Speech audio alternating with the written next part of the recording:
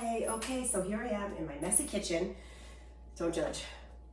I just wanted to jump on really quick because actually two people since the other day, I think it was just yesterday, that I posted the cat-cow or that spinal articulation stretch on all fours. It's called quadruped on all fours, hands and knees.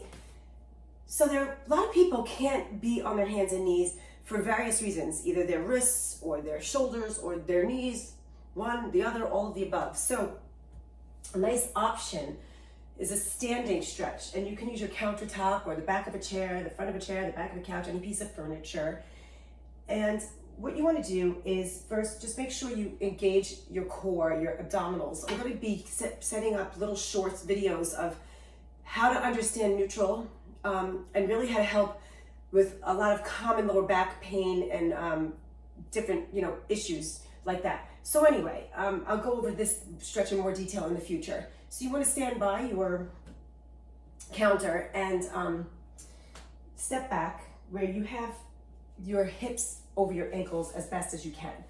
Bend the knees as much as you need to keep a nice flat back, quote unquote flat back, a nice neutral pelvis here, making sure you're not starting out in any extreme of extension or flexion. And you're going to step away until you have a nice little stretch in your upper body, your arms and shoulders. Hands are about, I have mine wider than shoulder width apart. And then what you can do is bend your knees and bend at the hips. So this is knee and hip flexion at the same time. And then you can walk further away to get more of a stretch, closer to get less of a stretch. Bend the elbows, listen to your body. Make sure you don't live up here in your shruggers and you don't live in the back of your knees. So we keep the knees soft to bent degrees depending on how you feel. And then once you get to that place, you're going to bring it down a little bit lower, bending the elbows a little bit more if they're already bent, and bring it where your shoulders are maybe even with your hips, maybe a little higher, what feels okay for you, okay? And then from there, you'll articulate your spine like we did on the all four position, where you're tucking your tail, rounding through, head goes last, straightening the legs, but not pushing into a hyperextension of the knees. Think about straightening the legs by kind of really pulling the abdominals in, and think of the back of the legs. And then here, starting with your head and neck here, don't hyperextend that neck too much, and go through that articulation back into extension beyond neutral, sitting bones and hips lifting toward the sky. Abdominals are constantly aware of what's going on with that lower back to support it. So here, almost think like you're squeezing the sitting bones together, not gripping, but just pulling them toward each other, pulling your abdominals in toward your spine, and rounding up.